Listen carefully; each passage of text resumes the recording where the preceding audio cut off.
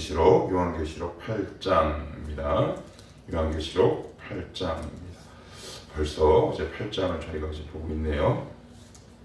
우리 같이 한번 1절부터 13절을 합독 같이 보도록 할게요. 자, 시작. 일곱째 인을 떼실 때 하늘이 반 시간쯤 고요하더니 내가 보매 하나님 앞에 일곱 천사가 서 있어 일곱 나팔을 받았더라. 또 다른 천사가 와서 제단 곁에 서서 금향로를 가지고 많은 향을 받았으니 이는 모든 성도의 기도와 합하여 보좌 앞 금제단에 드리고자 함이라. 향연이 성도의 기도와 함께 천사의 손으로부터 하나님 앞으로 올라가는지라. 천사가 향로를 가지고 제단에 불을 담아다가 땅에 쏟음에 우레와 음성과 번개와 지진이 나더라. 일곱 나팔을 가진 일곱 천사가 나팔 불기를 준비하더라. 첫째 천사가 나팔을 부니 피 섞인 우박과 불이 나와서 땅에 쏟아지매 땅의 3분의 1이 타버리고 수목의 3분의 1도 타버리고 각종 푸른 풀도 타버렸더라. 둘째 천사가 나팔을 부니 불 붙는 큰 산과 같은 것이 바다에 던져지매 바다의 3분의 1이 피가 되고 바다 가운데 생명 가진 피조물들의 3분의 1이 죽고 배들의 3분의 1이 깨지더라. 셋째 천사가 나팔을 부니 횃불같이 타는 큰 별이 하늘에서 떨어져 강들의 3분의 1과 여러 물샘에 떨어지니 이 별 이름은 쓴 쑥이라. 물의 3분의 1이 쓴 쑥이 되매 그 물이 쓴 물이 되므로 많은 사람이 죽더라. 넷째 천사가 나팔을 부니 해 3분의 1과 달 3분의 1과 별들의 3분의 1이 타격을 받아 그 3분의 1이 어두워지니 낮 3분의 1은 비추림이 없고 밤도 그러하더라. 내가 또 보고 들으니 공중에 날아가는 독수리가 큰 소리로 이르되 땅에 사는 자들에게 화가 있으리니 이는 새 천사들이 불어야 할 나팔 소리가 남아 있음이로다 하더라. 아멘. 또 뭐가 일곱이 또 나오죠. 첫 번째 뭐가 나와요? 일곱째 인. 오늘은요 일곱 나팔. 그 뒤에 가면요 일곱 대접. 막 무섭기도 하고 야 이거 무슨 의미냐 이게 되게 헷갈릴 수도 있는데, 자 먼저 어제 내용을 잠깐 복습을 하시면 1절 7장입니다. 7장 1, 2, 3절을 보면 이제 천사가 내 모퉁이에서 불어오는 바람이라고 그랬어요. 그래서 어제 제가 찾다가 이거 잘못 찾았네 그러는데 1장 9절이 아니라 욥기 1장 19절 보면 모퉁이에서 불어오는 바람이 욥의 아들들을 죽이게 되는 거죠. 그래서 유대인의 정서상 모퉁이에서 불어오는 바람은 재앙을 상징하는데 7장 1절에 보시면 이후에 내가 내 천사가 땅 어디요? 모퉁이라고 되어 있어요. 모퉁이에 선 것을 보니 땅의 사방의 바람을 붙잡아. 그러니까 우리 주님이 우리에게 인쳐주시기 위해, 인친다라는 말은 구원받았다라는 이야기입니다. 인치다라는 이야기를 이상하게 다른 쪽으로 의미를 부여하거나 해석하시면 곤란해요. 인을 쳤다라는 말은 우리의 영혼 속에 예수 그리스도와 하나님의 이름을 둔 것, 더 쉽게 얘기하면 성령이 우리 안에 계신 것을 이야기해요. 그런데 이단들의 특징은 이렇게 이야기를 하지 않고 돌려 얘기합니다. 너 인침 안 받았네. 근데 우리에겐 되게 생소한 단어예요. 그러니까 생소한 단어다 보니까 귀가 혹할 수 있는데, 인을 치다라는 것은 예수 그리스도의 이름을 두는 것, 예수 그리스도를 믿는 것, 성령이 내 안에 계시는 성령의 내주를 상징한다. 절대 이상한 것이 아니에요. 우리의 영혼에 도장을 콱 찍는데 그 도장의 이름이 뭐다? 예수 그리스도의 이름, 그리고 하나님의 이름만 우리는 확신한 사람들이에요. 그러니까 인침을 하기 위해 더 많은 사람들을 구원하고 이미 구원받은 사람들을 지키기 위해 우리 주님께서 그들을 막고 계신다. 그런데 어떤 것까지 막고 있느냐? 7장 1절에 바람을 붙잡아 이렇게 되어 있습니다. 3절에 보시면 이르되 우리가 우리 하나님의 종들의 이마에 인치기까지 땅이나 바다나, 나무, 땅이나 바다는 우리가 사는 삶이라 그랬습니다. 나무는 소유를 의미해요. 그러니까 하나님은 우리의 인생뿐만 아니라 우리가 가지고 있는 소유도 지키시는 분이는데, 그러면 하나님께서 우리의 소유를 지키시는구나 라는 단순한 의미 너머에 우리가 갖고 있는 소유마저도 하나님이 우리를 지키신다면 내가 갖고 있는 내 소유의 하이라이트 핵심인 네가 흠집이 나는 것이 내가 보기에 얼마나 마음이 안타깝겠느냐라는 의미를 담고 있어요. 그러니까 이것을 한 문장으로 조금 요약을 하면 하나님은 성도와 교회를 지금도 눈동자같이 지키시고 붙들고 계신다라는 이 사실을 사도 요한은 우리에게 알려주고 있는 거예요. 그러니까 심판을 이기는 건 우리의 능력이 아니라는 얘기죠. 재앙과 고난을 이기는 건 결국 하나님의 붙들어주심, 이 붙들어주심 어떻게 넉넉하게 붙들어주시는 그 능력으로 우리가 이기는 것이다. 하나님의 관심은 우리의 소유가 아니라 하나님의 소유의 하이라이트인 우리 자신이다. 이렇게 말씀을 드렸고요. 자, 이제 8장을 가기에 앞서서 우리가 반드시 해결하고 가야 할 문제가 있어요. 그건 뭐냐면 제가 이렇게 말씀을 드렸어요. 7 인을 떼서 누가 떼요? 예수님이 떼신다 그랬어요. 여기서 인은 도장이에요. 그래서 도장인데 무슨 도장 같다 그랬어요? 인감도장. 인감도장은 아무리 친해도 남에게 안 맡기죠. 그래서 성자 하나님이신 예수님이 그 인을 탁 떼시는 건데 몇 개의 인이라고 그랬나요? 7개. 7은 무엇을 상징한다 그랬어요? 완전함을 상징한다. 이걸 꼭 염두에 두셔야 돼요. 그러면 이 재난과 이 환난은 사람들을 회개하고 돌이키기 위해서 하는 건데 더군다나 완전하다면서요. 그러면 다시 반복할 필요가 있을까요? 없을까요? 없죠. 완벽한데 이미 7이라는 숫자에 담긴 의미가 완벽하다, 완전하다라는 말은 그 이면에는 어떤 뜻이 숨겨져 있느냐? 다시 똑같은 일이 발생하지 않는다라는 의미가 담겨 있어요. 그런데 7 인이 탁 이 재난이 끝난 다음에 또 뭐가 온다고요? 7 천사들 7 나팔. 이것으로 끝나는 게 아니라 또 뒤에 가면 뭐가 나와요? 7 대접이 나와요. 아니 뭐 숨 돌릴 틈도 없어요. 무서워서 이거 읽겠습니까? 그래서 저는 이게 이제 점점 가다 보면 이제 머리가 복잡해져요. 야 이거 무서워가지고. 그러니까 이제 성도들이 이제 여기서부터 무서워지는 거예요. 야 이거 너무 무섭다.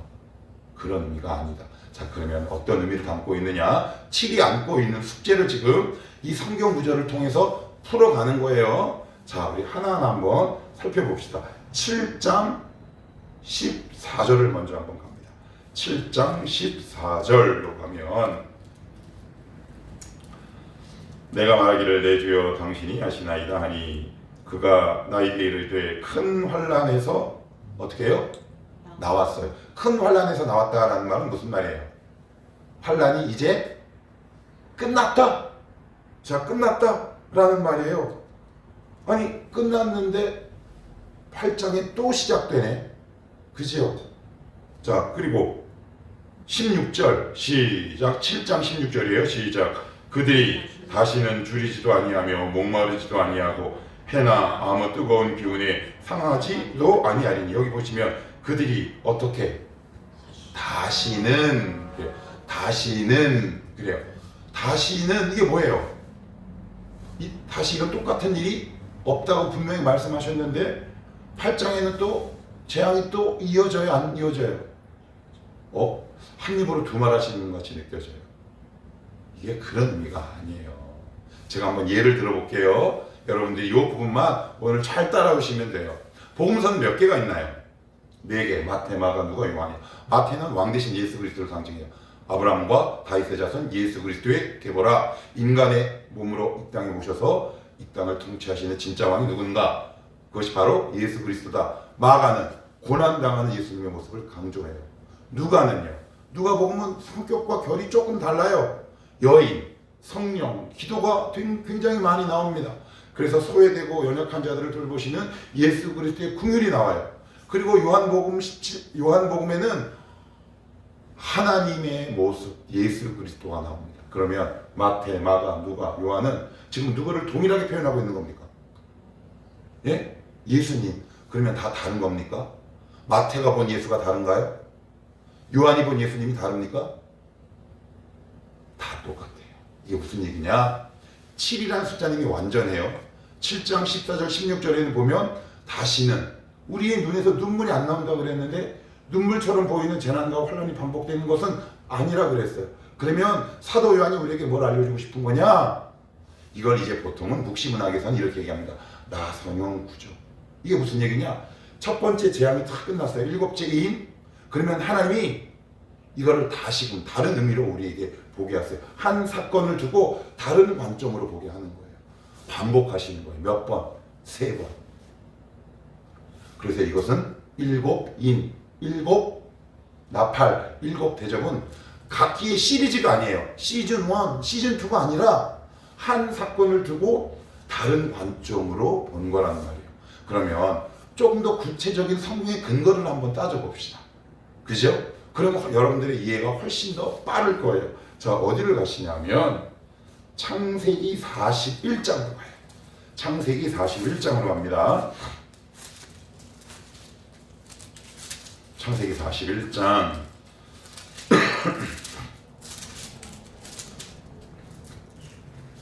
41장 25절 이하에 한번 쭉 보시면, 자, 이제 어디서부터 보시냐면, 자, 여기 한번 봅시다. 25절부터 먼저 한번 읽어볼게요. 자, 시작. 요셉이 바로에게 아뢰되 바로의 꿈은 하나라. 하나님이 그가 하실 일을 바로에게 보이심이라. 그래요. 자, 바로가 꿈을 꾸죠? 꿈을 꿉니다. 무슨 꿈을 꿔요? 곡식단이 풍성한 곡식단을 먹는 꿈을 꾸고 한 번 더 꿈을 깹니다. 또 다른 꿈을 꿔요. 그러니까 이 바로가 헷갈리기 시작하는 거예요. 시간 관계상 여러분들이 41장을 집에 가서 한번 꼼꼼히 읽어보세요. 꿈들이 이렇게 이어집니다. 그런데 오늘 뭐라고 얘기합니까? 요셉은 그 꿈이 별개의 것이랍니까? 아니면 하나랍니까? 하나랍니다. 요한계시록도 그런 의미입니다.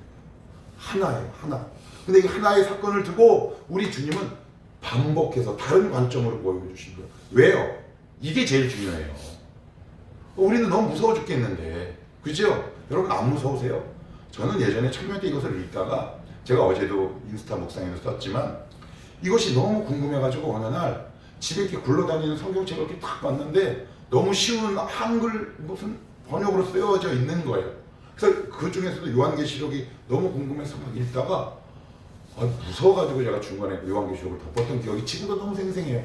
그런데 나중에 제가 신학을 알고 이제 그 성경을 다시 한번 보니까 그것이 이단에서 준 성경인데 어떻게 우리 집에까지 이렇게 굴러왔는지 모르겠어요. 근데 하여튼 이게 7이 계속 반복되는 거. 왜 그래요? 여러분 하나님 말씀 한번 탁 들으면 아멘 하고 이게 됩니까? 안 됩니까? 안 돼요. 우리 넘어져요. 그래서 하나님이 동일하게 또 반복하세요. 두 번째 됩니까? 잘 안 돼요. 여러분들이 이 자리까지 오기 얼마나 걸리셨습니까?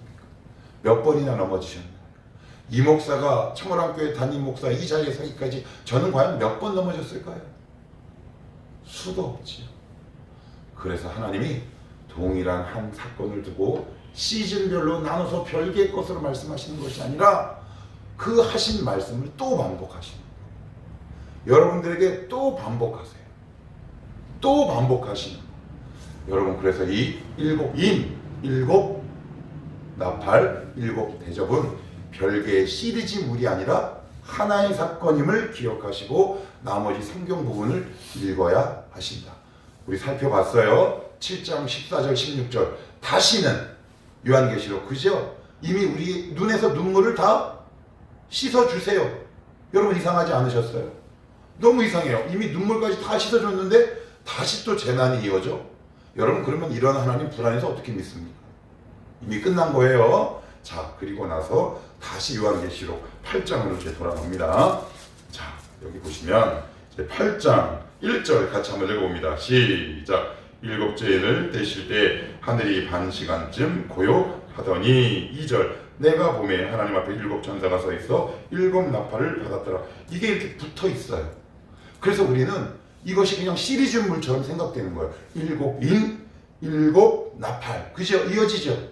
그런데 여기 보시면 1절에 뭐가 나와요? 반 시간쯤 어떻게 해요? 고요하더니.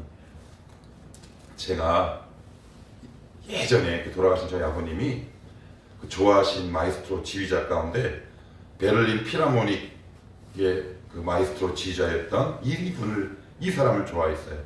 저는 레오나르드 번스타인이라는 사람을 좋아했는데 돌아가신 우리 아버님은 누굴 좋아하셨냐면 헤르베르트 폰 카라얀이라는 사람이에요. 굉장히 열정적이고 그 조수미 씨를 잠깐 지도했던 경력도 있어요. 그런데 어느 날 제가 그 영상을 한번 봤어요. 그러고 나서는 연주회가 다 끝났습니다. 그러면 연주가 보통 끝나면 그 다음에 관객이 뭐 해요? 그렇죠. 그런데 당황할 만한 일이 생기는 거예요. 아무도 박수를 안 쳐요. 잠깐 고요한 시간이 이렇게 흘러. 그러더니 갑자기 객석에서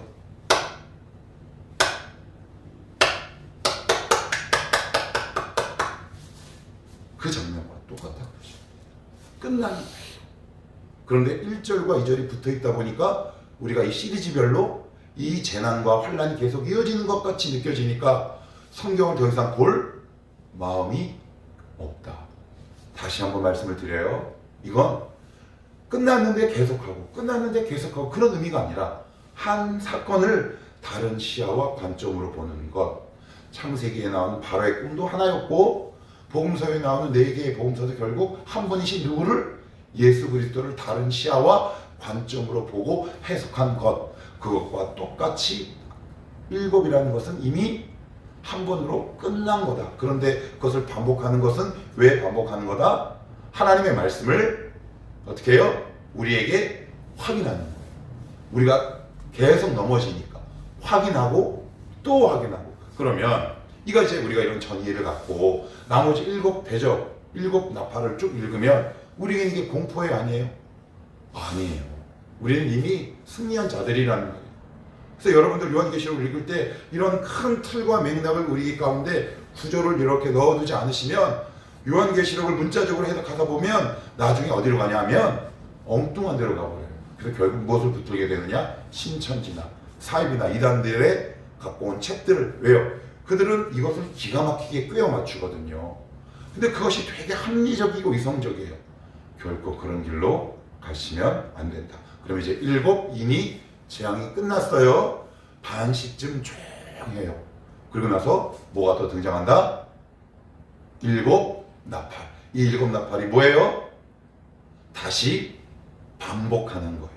재앙을 반복하는 것이 아니라 하나님께서 우리에게 하신 말씀을 다시 반복하는 거예요. 한 사건을 두고 다른 관점으로 이해하고 접근하는 거다. 이렇게 이해하셔야 돼요.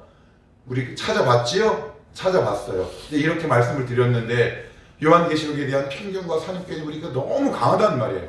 어떤 편견이 강하냐면 재난, 환란, 고난이라는 이 3글자가 우리 마음 가운데 깊이 뿌리 박혀. 그래, 요한계시록은 이래야 맛이지. 이런 편견이 우리 가운데 있는데 그런 의미로 요한계시록을 접근하면 우리는 미러 속에 갇히고 만다. 이게 묵시문학의 특징이다. 기억하셔야 합니다. 꼭 기억하셔야 한다. 자, 그러면 한번 읽어보도록 합시다. 자, 2절입니다. 2절 시작. 내가 봄에 하나님 앞에 7 천사가 서 있어 7 나팔을 받았더라. 3절까지. 또 다른 천사가 와서 제단 곁에 서서 금향로를 가지고 많은 향을 받았으니 이는 모든 성도의 기도와 합하여 보좌 앞 금제단에 드리고자 함이라. 이렇게 되어 있습니다. 자, 이게 이제 환란에서 끝났어요. 그래서 이제 다시 시작되는 것이 아니라 다른 관점에서 접근하는 거다. 제가 중요하니까 또 말씀을 드려요. 자, 우리 여기서 이사야 49장 10절을 한번 찾아봅시다. 이사야 49장 10절입니다. 이사야 49장 10절.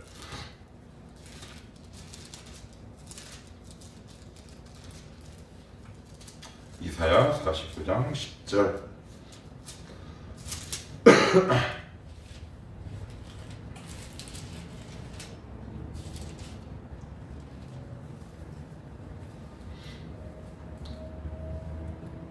자, 49장 10절입니다. 시작. 그들이 줄이거나 목마르지 아니할 것이며 더위와 볕이 그들을 상하지 아니하리니 이는 그들을 긍휼히 여기는 이가 그들을 이끄되 샘물 근원으로 인도할 것임이라 라고 되어 있어요.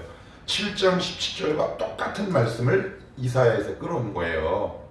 그런데 이게 여기 49장 10절에 보시면 이게 언제 이사야가 받은 말씀이냐면 포로 때 받은 말씀이란 말이에요. 포로 때 받은 말씀이에요. 그러니까 포로에게 가장 큰 소원은 해방되는 거죠. 자유하게 되는 거예요. 그런데 그 자유하게 되는 과정 속에 성도들이 경험하게 될 감격과 기쁨을 노래하는데 10절을 잘 보시면 이런 표현이 나와요. 그들이 줄이거나 목마르지 아니할 것이며 더위와 볕이 그들을 상하지 않는다. 여러분 좀 이상하지 않아요? 더위와 볕이 어떻게 그들을 상하지 않습니까? 나는 지금 너무 더운데 여러분 여기가 어디예요? 사막 지역이죠? 그런데 어떻게 그 볕이 상하지 않아요? 이게 무슨 얘기일까요? 그러면 우리의 머리에 퍼뜩 떠오르는 게 있어요. 뭐예요? 구름 기둥과 불 기둥 하시겠지. 그건 이미 그때 끝났어요. 그죠? 예. 뭘까요? 하나님의 은혜는 나에게 내려지는 볕과 더위를 초월한다는 거예요. 우리가 신앙생활하면서 가장 힘든 게 뭐냐면 이거예요. 하나님, 저 볕을 없애주십시오. 저 뜨거운 열기를 없애주십시오 라고 하는데 하나님은 뜨거운 볕과 열기를 없애주는 것이 아니라 우리에게 이렇게 말씀하세요. 네가 뜨거운 볕과 열기를 이겨낼 수 있는 믿음의 힘을 가져라. 이게 하나님과 우리의 입장의 가장 큰 차이점이에요. 하나님은 물론 문제도 해결해 주실 때가 있지요. 그런데 하나님 우리에게 정말 주시고자 하고 싶은 건 뭐냐면 이 더위와 볕을 이길 수 있는 단단한 믿음이 우리 가운데 자리 잡기를 원하세요. 그래서 여러분들은 평생 이 볕과 더위와 싸우시면 안 돼요. 그러니까 우리는 늘 이렇게 기도해요. 하나님, 볕과 더위를 없애달라. 근데 여러분, 그런 일은 없어요. 거의 드물게 일어나요. 우리가 살아가는 인생이 되게 고달프고 힘들어요. 어떤 일들이 계속 무한하게 반복된다는 말이에요. 돈 문제가 끝나면 건강 문제, 건강 문제가 끝나면 인간관계 문제. 우리를 오늘도 강력하게 내리치는 강력한 볕과 이 열기가 우리의 삶 내내 이어져요. 그런데 이들이 포로로 돌아올 때 주님께서 주실 은혜가 너무 감사하고 커서 지금 그들에게 내려지는 볕과 열기를 전혀 느낄 여지가 없었다라는 의미를 담고 있는 거예요. 그러니까 오늘 요한계시록을 통해 하나님께서 이 생명샘으로 인도하신다라는 말은 내가 너에게 오늘날 주고자 하는 은혜는 볕과 더위를 이길 만한 은혜다라고 말씀하고 있어요. 제가 예전에 전에 있던 교회에서 이렇게 금요 기도하기 전에 이렇게 기도를 한 적이 있어요. 하나님, 이 문제를 해결하시거나 이 문제를 해결할 능력을 나에게 주시옵소서. 여러분, 두 가지 가운데 하나는 해결하고 가셔야 되지 않겠습니까? 그런데 오늘 요한계시록 이사야서에는 뭐라고 얘기하느냐? 하나님 우리를 생명샘으로 인도하시는 그 과정 속에 우리를 향해 여전히 내려지는 볕과 그 열기, 인간의 힘으로 도저히 이길 수 없는 그것들이 하나님을 바라보는 감동과 감격이 너무 커서 이게 그것을 까먹게 되는 거죠. 너무 유치한 이야기고 비루한 표현이긴 하지만 저도 이런 경험들이 몇 번 있고요. 아마 여러분들도 있지 않겠습니까? 그래도 한두 번쯤은 여러분들 있지 않겠어요? 가끔 가다가 하나님께 받은 은혜가 너무 커서 2시간을 걸어서 예배당을 걸어가는 경험도 있고요. 그날 받은 은혜가 너무 감사해서 나중에 약간의 후회를 통해 하나님께 회개하긴 했지만 제 지갑을 한군바구니에 통째로 던져버린 적도 있었고요. 뭐 그런 어떤 경험들, 믿음의 흔적들이 우리 가운데 있지 않습니까? 하나님 바로 그런 은혜를 우리에게 주시기를 원하신다. 오늘 성경은 우리에게 그렇게 증거하고 있어요. 3절 4절을 조금 더 풀어보면 여기 이렇게 나와 있습니다. 금향로를 가지고 많은 향을 받았으니 이는 모든 성도의 기도와 합하여 보좌 앞 금제단에 드리고자 함이라. 자, 이게 무슨 얘기냐면 레위기 이야기하고 있는 거예요. 찾아보진 않을게요. 시간이 많이 갔어요. 레위기에 가시면 뭐가 나와요? 성막. 그리고 역사서에 가면 성전. 거기 이렇게 딱 성막을 열고 들어가면 뭐가 나오냐면 그 앞에 놋제단이 나옵니다. 놋재단. 이게 뭐냐면 이 재물을 태우는 거예요. 그 놋재단을 딱 지나면 뭐가 나오냐면 물두멍이 나와요. 손을 씻는 거예요. 그리고 성소 안으로 싹 들어가면 떡상과 진열대가 있고 그 맨 정중앙 가운데 뭐가 있냐면 금재단이 있어요. 그런데 그 금재단에 불을 피워야 되잖아요. 불을. 그죠? 근데 이 불을 어디서 가져오면 될까요? 거기서 부싯돌로 이렇게 붙일까요? 아니요. 놋재단에 붙어있는 불씨를 갖고 붙여야 돼요. 놋재단은 무엇을 상징하냐면 그리스도의 십자가 희생을 상징합니다. 그것을 가지고 금재단에 붙이는 거예요. 우리의 기도는 핵심이 그리스도의 보혈이 핵심이라는 얘기예요. 우리의 소원을 이루어달라는 것이 기도의 핵심이 아니라고 얘기하고 있는 거예요. 우리는 이 기도는 뭐냐면 하나님께서 여러분들의 소원을 들어주시잖아요. 그리고 다 들어주세요? 아니면 때로는 거절하세요? 거절이 훨씬 더 많아요. 그러면 거기에 있는 그 불은 항상 꺼져 있어요? 항상 켜져 있어요? 켜져 있어야 합니다. 항상 켜져 있어야 돼요. 기도의 향은 항상 켜져 있어야 하는 겁니다. 그런데 우리의 기도의 불은 쉽게 꺼지죠? 왜 꺼져요? 기도 응답 받으면 기도하고, 그리고 안 받으면 잠시 쉬고, 그런 우리의 기도의 삶이 평생을 반복해 왔죠. 이게 뭘 상징하냐면 기도는 하나님께서 우리에게 주시는 응답 여부에 관계없이 항상 드려야 할 예배와 같은 요소다라는 것을 우리에게 알려주고 싶으신 거예요.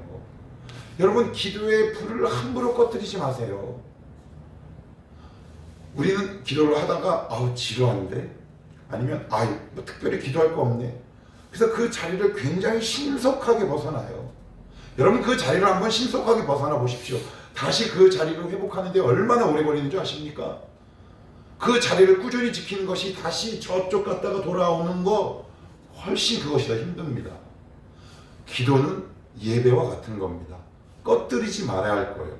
그래서 그 금대접을 가지고 나중에 이 땅에 주님이 확 쏟아버리세요. 여기 한번 보세요. 5절 시작. 천사가 향로를 가지고 제단의 불을 담아다가 땅에 쏟음에. 이게 무슨 얘기예요? 그리스도의 피가 묻지 않는 이 땅의 모든 것들 향해 재앙을 선포하시는 거란 말이에요. 그런데 우리 안에 뭐가 있어요? 그리스도의 피가 있잖아요. 놋재단에서 돌아가신 그 어린 양 제물, 십자가에서 돌아가신 어린 양 되시는 예수 그리스도의 피가 우리를 오늘도 단단히 붙들고 있어요. 영원히 붙들고 있죠. 그러니 여러분들 기도의 불을 너무 쉽게 꺼뜨린다. 이 기도의 능력을 우리는 너무 얕잡아 본다. 지금 당장 응답되지 않는다고, 지금 당장 눈에 보이는 변화가 일어나지 않는다고 우리는 기도의 불을 너무 쉽게 꺼뜨린다. 그러지 말라는 거예요. 그 불씨를 어디서 붙였다? 번제단. 그게 바로 놋재단. 그 불씨를 딱 가지고 하나님 앞에 기도의 용사로 날마다 서는 거죠. 우리 교회가 기도의 불씨가 꺼지지 않는 교회가 되기를 저는 소원해요. 한 교회가 기도의 불씨가 딱 꺼지는 순간 강력한 사단의 공격이 임하고요. 한 개인이 기도의 향연이 딱 올라가지 않는 순간 강력한 사단의 공격이 시작되죠. 그래서 우리는 보통 그 공격을 이렇게 생각해요. 문제가 안 되는구나. 여러분, 그건 되게 1차적인 요소예요. 사단을 그렇게 만만하게 보시면 안 돼요. 아무 문제 없이 우리를 신앙의 길로 이끌어갈 수 있어요. 그런데 어떤 문제가 우리 가운데 발생하느냐? 나도 모르게 어떤 일을 결정해야 될 때 이렇게 결정하는 게 맞아 라는 그 의식과 가치관으로 나의 무의식 가운데 그것을 결정하게 돼요. 근데 그것은 눈에 잘 띄지 않아요. 왜요? 내 이 영혼이 이미 하나님과의 관계로부터 단절됐기 때문에 그렇죠. 그래서 나도 모르게 자꾸 하나님과 멀어지는 곁길로 자꾸 흘러가요. 우리 기도의 불씨를 결코 꺼지지 않게 하셔야 합니다. 왜요? 이 기도는 항상 되어야 할 예배의 요소의 성격을 가지고 있기 때문에 그렇습니다. 하기 싫다고 해서 안 해도 되는 게 기도가 아니고, 오늘 좀 짜증이 나서 안 해도 되는 게 기도가 아닙니다. 하나님 오늘도 눈여겨보시고 오늘도 꺼지지 않기를 바라시는 하나님의 간절한 소원이 담겨있는 것이 바로 예배의 성격을 띠고 있는 기도다. 기도에 성공하는 자가 신앙에도 승리하지. 기도에 승리하는 자가 인생도 승리할 겁니다. 오늘도 이 기도의 불꽃을 마음껏 태우다가 돌아가시는 오늘 이 자리가 되시기를 축복합니다. 기도합시다.